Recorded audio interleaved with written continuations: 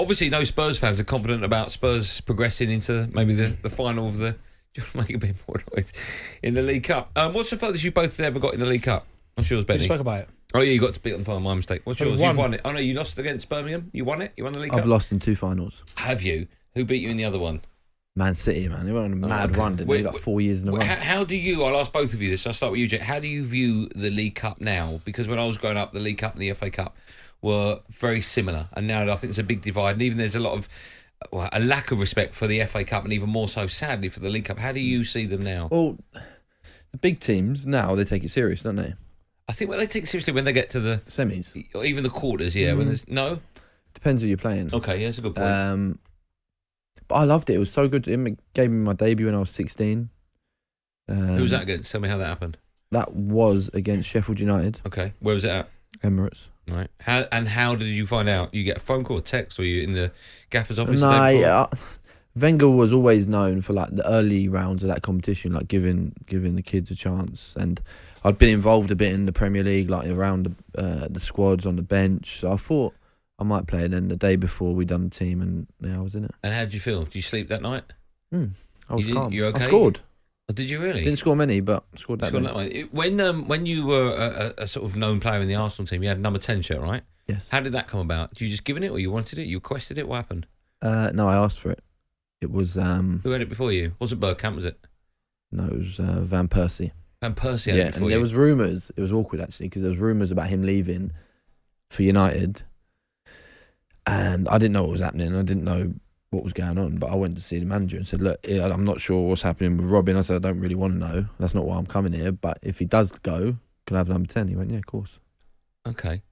And why did you want the 10? Just because when you were growing up as a kid, yeah, that was I the number? loved the 10. Darren Bent was number 10 as well, wasn't he? Yeah, but I've had this with Bennett before. He didn't really care about numbers, did you? Shirt numbers. You weren't that superstitious. No, not really. No, I wasn't superstitious, but like no, the but number you 10 wanted is, it. He didn't really care. Yeah, I wanted it. Why? Who's the player that you admired when you were a kid growing up? Bergkamp. Oh, okay, so it was a 10, right? So that must have been incredible for you to wear his shirt. Yeah, that's basically that what was a doing. dream come true. I think Joe Cole was 10 as well. Obviously not for Arsenal, but yeah, for West Ham. West Ham, was he 10 at Chelsea? Yeah. Who? Joe Cole. I don't think he was 10 at Chelsea. I don't know the answer to that. But he was definitely 10. I think he might have been 10 at Chelsea. I think he was. Okay, all right. So he was your favourite as a kid growing up? He was my favourite player, yeah. Okay. Him and Bex, but I was never going to be number 7, was I? No. You didn't really care about your numbers, did you? No. I know this is moving on from League Cup, but I find it quite interesting. Why don't you care about your numbers? I don't know. I had 18 when I first came through at Ipswich. Yeah. Loved that, loved it. Then I got to Charlton, wore 10. Spurs was 23, then to 10.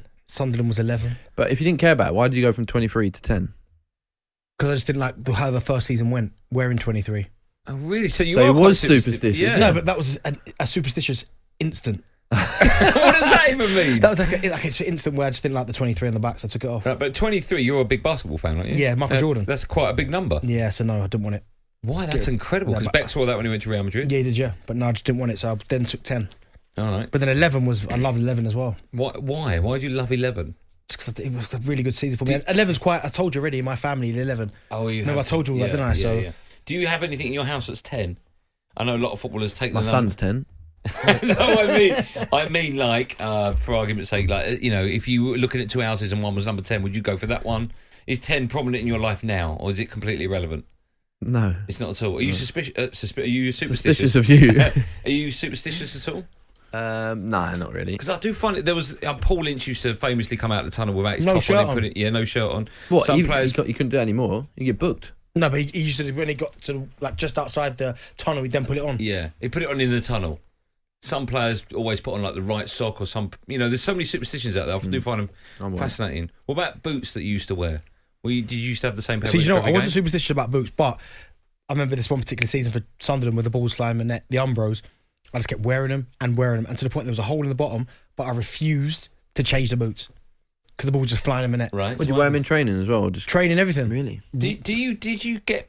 I find this fascinating. It's true. If you get a new pair of boots, do you get someone to wear them in for you? I never used to. No, I don't. Did you ever? Again, this is something I've heard. Did you ever wear football boots that were maybe one size too small for you, and then you'd put them? You never did that. No, This is quite common. but when Umbro used to make my boots, Yeah. What do you mean you used to make your boots? like they'd come measure my feet and make my boot the exact For your mould? for my mould of my foot. Wow. My right one was like half a little size smaller than my left. Yeah. Yeah. Okay, and the same with you. That's exactly the same. I had one foot bigger than the other. So someone from Umbro will have a Nike. You had Umbro as well? No. Oh, you had Nike. Are we laughing at Umbro? Are we laughing at? Why? What you got problem with Umbro? No, I'm not He's going looking to down. follow He's that. looking Do you know down. what's funny? Do you know what's funny though? Right, this is honest truth. After my first season at Spurs, where it didn't go so well, Nike dropped me. Nike basically said, I've been with Nike as a kid, from a kid. Wow. From like a young kid, I've been with Nike all the way through. Yeah. They went, no, listen, we're not going to renew it. Why? Don't know, they just said they weren't going to. So I was like, fair enough. So I was then and I had offers from Umbro, Adidas, Reebok. And I just remember, I remember sitting there one day thinking, you know what? I'm just going to go for the most random pair of boots. So I remember I said to my agent, I want Umbro then. Dunk. I said, get me the Umbro. They delivered, you know, the referee black boots. Yeah. Right? The specially black, right? Dropped them out and I put them up for pre-season for Spurs.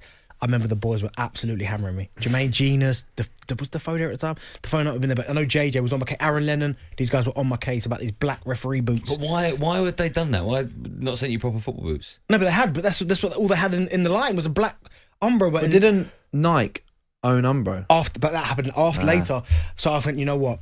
I'm just going to sign with Umbro. I'm not going to even test them out in the game. Yeah. So I just signed a long-term deal with Umbro.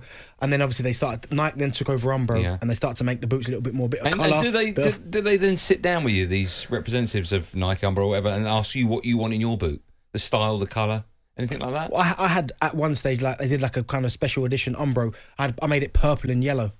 So that was your choice, That was my choice, And you could buy that in the shops, or that was just for you? Or was it yellow? No, it was yellow, all yellow, purple. Yeah, could you buy that Yeah, in I the think it was shops? limited, You could do that? really limited though. You have an input into yours? Do you have like names of your No, kids but they or send. numbers Yeah, or I anything didn't like name that? my kids, but they send you like the prototypes of the new boot they're going to make. They send you like the blacked out version. They're all black. Right. See what you think of them, and then they. And are they made well enough so you can kick about in them? Yeah, you training them. Oh, right. Oh, I see. Okay, I thought they just sent them in the post. Yeah, Do you no, like the look of You're that? training them. See what you like. See, and they come down, Yeah. sit with you, ask your opinion. There. Okay, when you say there, because But we're on radio, I bet they sold a lot. we're looking at the yellow Umbros. Can I see on the old YouTube the yellow? Do you how many pairs of boots would you go through a season? 10. Wow, it's quite a lot, isn't it? Honestly, I weren't that many. I know players that were extreme. England internationals would wear a pair for training. They'd wear a pair for the warm up, a pair for the first half of a game, and another pair for a second half. Mad. What, Ridiculous. brand new? They're putting Brand new pair? spankers. Wow, okay. That goes against everything I was taught, because I assume you've got to wear these in. Yeah, but it's not like that anymore. No. Like, because you can put, so whenever, even I do it now every day with my boots, but whenever you get a new pair of boots, you put them in the steamer before you go out, so that softens them up. It's like a sauna for the boots. You are joking. No, I promise you, and you just stick it in there and you come out nice, soft, warm. Like a microwave for football boots. Basically, yeah. So you don't, is it dubbing? Do you remember you just have dubbing Yeah. on? You don't That do was for the That's Copa. right, I'm showing my age. That was, now. Yeah, that you was are. for the Copa Mundials and the That's it. Copa. Yeah. Is it Copa Americas? No, what are they called? World Cups.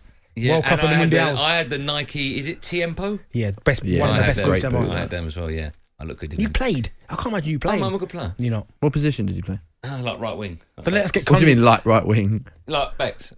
Should we get Cundy on the phone about your performance in that pitch? I think you'll find that I actually scored the winning goal in the drive v breakfast. Cundy says otherwise. No, eventually I scored the winning goal with the penalty. May have stumbled in the run up to the penalty.